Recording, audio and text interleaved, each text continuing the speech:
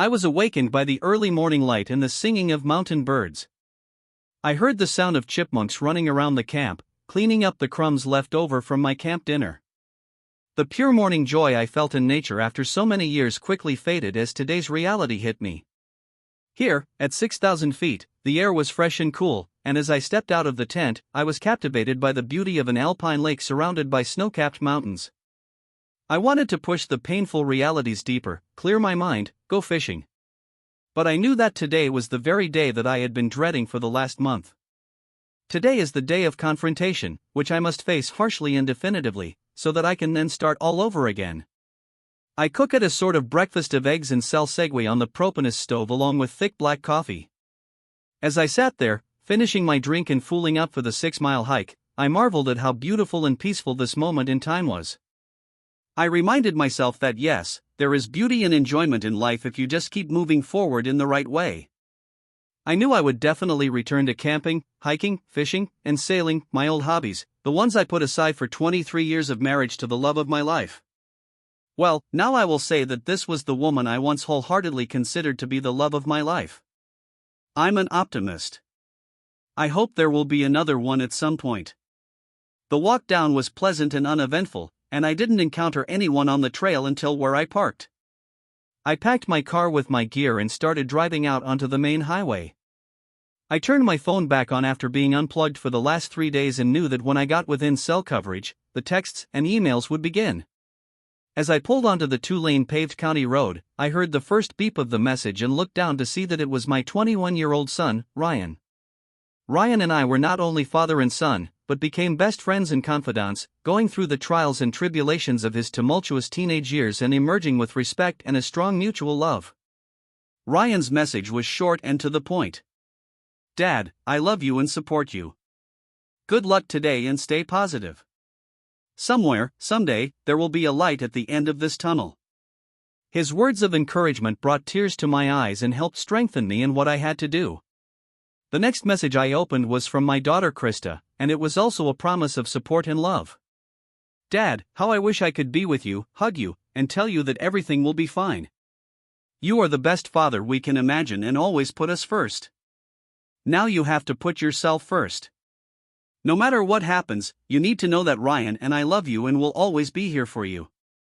Krista had always been a daddy's girl, and although she was the spitting image of my beautiful wife Linda in her younger years, Krista had my sense of adventure, love of the outdoors, and crazy sense of humor, none of which Linda possessed. At least I was blessed with children that I loved, respected, and who would be the best legacy I would ever leave behind at the end of what I hoped would be a happy and fulfilling life again. I stopped to take a breather to carefully review my messages, emails, voicemails, and missed calls. There have been 10 missed calls from my wife in the last 3 days. The first 7 or so were probably from her 3-day banking seminar and supposed business trip to Vegas, and the last 3 seem to have been after she returned last night and then again this morning. I can imagine how angry she was when I wasn't at the airport to pick her up and when I didn't answer her calls or texts. I didn't bother with voicemails. I deleted them all and went to my inbox. Of course, Linda wrote to me about 20 times in the last 3 days, and again I did not answer them. I skimmed through them, with the first few being her declaration of her endless love for me. What crap, I thought, probably out of guilt, and the last few being toxic, full of resentment because I didn't answer her, didn't answer my calls and left her waiting at the airport for over an hour before she finally realized I wasn't coming. The last message from her was simply, WTF Jack.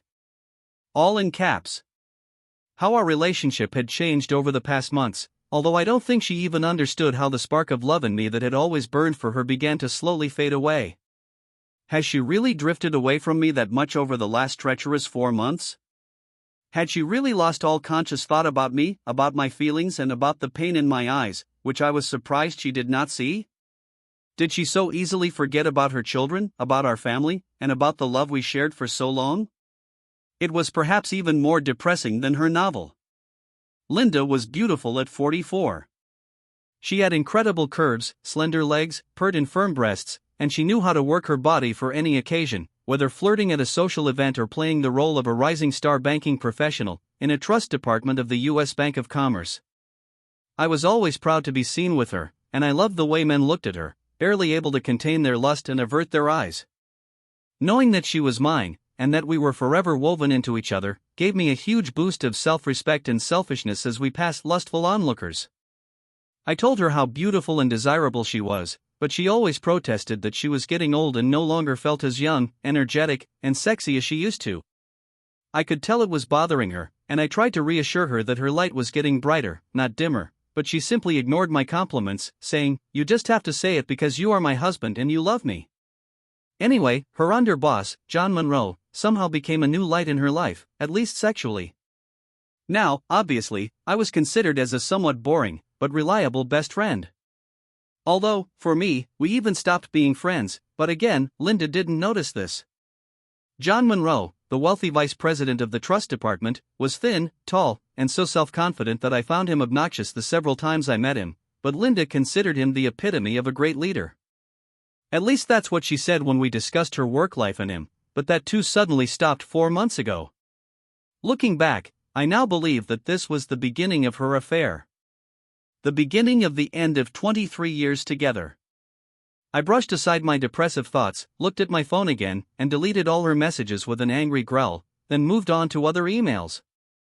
My lawyer informed me that everything is ready to go according to our agreements. I also noticed that I had something in the private chat and opened it to read. The man you were interested in got into serious trouble during a robbery, 1 crushed testicle and a shattered knee. When I closed the chat, everything was automatically erased. The next email I reviewed was confirmation that my resignation from my job had been accepted and my 401k and stock options had been liquidated and the proceeds transferred to my new checking account. I'll be fine for at least a few years, although the tax sting will be painful, but I really didn't care. I needed to leave. I was about to pull out onto the road when the phone rang and I saw it was Linda. I decided there would be no better time to talk than now and equated it to ripping off a band-aid. This needs to be done quickly and convincingly. I pulled over, turned off the engine and answered the phone as dispassionately as I could. "Hey Linda, what happened? What's the matter? What the hell do you mean? First of all, where are you? You weren't at the airport to pick me up and you weren't home all night. You haven't even left a note or answered my calls or messages since last week. What the hell, Jack? Tell me what happened." "Gee Linda, I thought you wouldn't care whether I answered or not. Did you see me or not? I thought you'd be glad I'm not home. This way you can get yourself cleaned up and back in character before you see me, the kids, our friends or your parents. Isn't that how your double life works?" "What? Why do you say that, Jack? I don't understand. What double life? You know that I have to travel for work, and by the way, why don't the children answer my calls and messages? Where is our king-size mattress from the master bedroom? Last night I had to sleep in the guest bedroom. Jack, what the hell is going on? Where the hell are you and why did you leave me at the airport? I feel like I'm in the twilight zone and nothing makes sense." "Linda, you are in that twilight zone into which you have driven yourself and our entire family." Linda's anger and aggressive verbal attack died down as her confidence must have begun to fall and her worst fears began to surface. "What? What the hell does that mean, Jack? Where are you and what's happening? No matter where I am or where I'm going, I'm out town, Linda, and I've been too busy last week to answer your texts and calls. I have been very busy trying to figure out how to move on from the major betrayal in my current life and into my new life." Linda hesitated and her voice shook when she heard the word betrayal, but she continued to play dumb and shouted, "Jack, are you drunk? What are you talking about? First of all, Linda, tell me how your 3-day banking conference went. Did that asshole John have sex with you every night and morning or just 3 nights?" I heard her gasp and go silent when I said that, and it took her a few seconds to respond. "What the hell are you talking about? What is John like and why do you say that? I'm married to you." "Yes, Linda, you are married to me and I am amazed that you still consider this a marriage. So can you at least do me the courtesy after 23 years of marriage to tell me the fucking truth? I know you have had no respect or care for me or your family for the past few months, but now that the lies and deceit have been exposed, how about being honest?" Linda answered in a trembling and quiet voice. "Jack, I don't know what you're imagining, but you're wrong. I love only you. There's nothing between me and John Monroe. Well, at least now you've admitted that you know which John we're talking about. For a moment it seemed to me that John was not the only one there. Linda, tell me honestly, did you think you'd never get caught or did you just not care? Why didn't you want to tell me that you wanted a divorce and loved someone else? It would be a lot easier for everyone if you had the courage to let us know before you lie and cheat behind our backs. Jack, Linda shouted and I heard her cry. Don't even mention the word divorce. Please believe me, I love only you. Please come home so we can talk about this. Nothing happens. How can you think otherwise? Apparently Linda was convinced I had no proof and was bluffing, so she was going to continue the charade. So you never had sex with Monroe in our bedroom on our now missing king-size mattress? No, of course not. What the hell are you talking about? Linda, wait in line for a minute, okay? With that I pulled out a photo of John Monroe having sex with Linda while she was on all fours. She looked like she was in ecstasy, and judging by the intense expression on his face he was obviously giving it his all.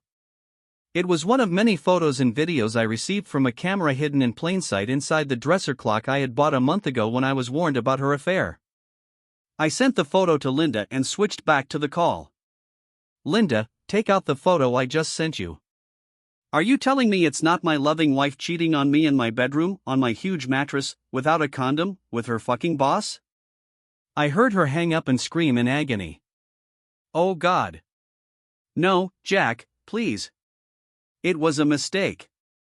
It only happened once. It didn't mean anything.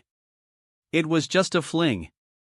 Just the excitement of someone younger who wanted me so bad and made me feel sexy and young again. It was the only time and I really never meant for it to hurt you. Oh God, I'm so sorry. But Jack, if... Linda, look out the window in the middle of the backyard. See this pile of charred wood, metal, and ash? This is our fucking king-size mattress. This is a symbol of how you set fire to our marriage, how you betrayed our family, how you humiliated me. When did you hate me enough to cause me such pain? When did you decide that you no longer cared about my love or the love of our children? When did you decide that I was no longer worthy of respect and honesty? When and why did you decide to throw us out like morning trash? Jack, please, please forgive me. I love you. I can never hate you. I want to spend my whole life with you. It was an accident, a terrible mistake, and only once. It was me who was selfish. You have absolutely nothing to do with it. Please, Jack, come home and talk to me. Linda, my children and I are already fed up with lies and deception. Can you finally be honest with me? So that's why the kids don't answer my calls? Jack, did you tell them and turn them against me? How dare you, Linda? I haven't done a damn thing to keep the kids away from you. You did it all by yourself, that is, you and your fucking friend. It's all you. Your selfish, self-centered attitude and your need for sex with someone else's man is what brought you into the Twilight Zone and what took our entire family and destroyed it and drove us all away from you. And no, it wasn't me who told the children. It was the children who told me. What a pity. I never would have thought that you could lie, deceive me, and abandon us so easily. At least stop lying now. This wasn't just one fucking time. This has been going on for at least 4 months, judging by the way you emotionally cut us all out of your life. And the saddest thing is that you didn't even realize it. You stopped talking to us, stopped looking at me, stopped making love to me, except for the occasional mercy sex. You disgust me. Jack, it doesn't mean anything. It was just sex, just one time and just a brief lapse in judgment after 23 years of marriage. I want you, not John. Please believe me. Linda, wait. I pulled out the next photo from my phone, the one where Ryan came home unannounced to pick up some tools and heard his mother and Monroe doing it. He quietly crept to the open door of the master bedroom, took out his phone, and took several pictures and videos. He didn't tell me about it for 2 weeks until he and Krista decided I had a right to know. So they called me and told me, and we all cried and were physically sick, watching their mother, my wife, betray her with his boss. This is what prompted me to buy a spy camera. I also sent this photo to Linda. Linda, Open the phone again. This is the first time any of us have found out about you and your fucking boss. Although the way you cut all emotional ties with me 3 months before this picture, I'm sure you were lovers this whole time. Linda, Ryan discovered you first, and he took a photo of you in bed having sex. What the hell do you think your son feels about you after witnessing his mother's betrayal? Don't you realize that it turned him off and that you lost his and Krista's respect when they looked at those pictures and tried to decide whether to tell me about your adulterous, slutty behavior? Do you think they have even an ounce of trust or respect for you now? Do you know how painful it was for them to tell me that you were a liar, and how hard it was to hear them cry as they watched you ruin our marriage and destroy our family? Just stop lying about how it only happened once, and how it hasn't been going on for months, and how you didn't have sex with him 6 or 7 times on this latest business trip. I hang up on your next lie. No, Jack, please let me explain. I heard Linda sobbing at the top of her lungs and imagined her collapsing on the floor as she finally realized that her lies and betrayal had hurt her family and herself. Oh God, Jack, I'm so sorry. Please, you must forgive me. I went crazy, but it's over now. It was just cheapened sex, and it was so exciting to be desired and secretly involved in an illicit affair. I felt young and desirable again, but there was no love, and I never wanted to hurt you, but I don't know how I could not see it. I didn't even realize how distant I was from you and the children, and I'm ashamed to admit that right now I wake up and see myself as some other person from a horror movie or nightmare, and I hate myself for it, because I love you, the children, and our life together. Oh dear Jack, please come home so I can make things right. I need to make us a family again. Linda, there is no us. We're done. You can't say you loved me after you cheated on me and caused me pain and emotional damage. You have shown that you have no respect for me, no care for anyone but yourself, and because of your lies and deceit, I will never be able to trust you again. Everything we had before is now tainted and suspicious. Have you been cheating on me with him for the last few years or 4 months? How many other men have you had? Do I need to have my children's DNA tested? Don't bother answering because I won't believe a word you say. Of course I need to get tested for STDs. You and I have nothing left. You hurt me like no other, and I could never imagine that the person I loved and bet my life on would throw me away like a piece of trash. But you did it. Maybe the kids will find their way to you eventually, but I sure as hell never will. Jack, please don't say that. I'll do anything. I'll go to a psychologist. You can have sex with other women. Please do not leave me. I lived with a feeling of guilt. I wanted to stop, and I always came back to you. It was just a pointless fling. Oh God, please forgive me. I'm so sorry. Linda, save your breath. I don't believe a word you say, and at this point I just don't care about you or your lies. Now listen to me carefully. What is happening now? On Monday, the bank will hand you divorce papers. God no, Jack, please don't divorce me. Please. Linda, listen to me. Your boss's wife has already received copies of the video and photos of your dirty affair when you cheated on me with him in our bedroom, so chances are you and fucking John Monroe will be stuck with each other when his wife and I both leave your cheating asses. Jack, please tell me you didn't do this.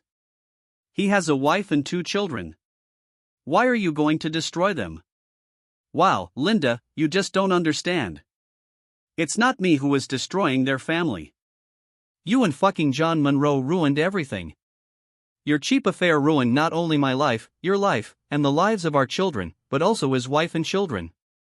You can be proud of yourself. You had a hand in the deaths of 8 people. Luckily for you, you're such a selfish bitch that you probably don't care.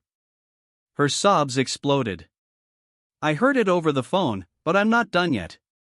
Your boss will be sued civilly for alienation of affection, although we'll have to find out which hospital he's in. Apparently, he was out of luck. Wrong place, wrong time.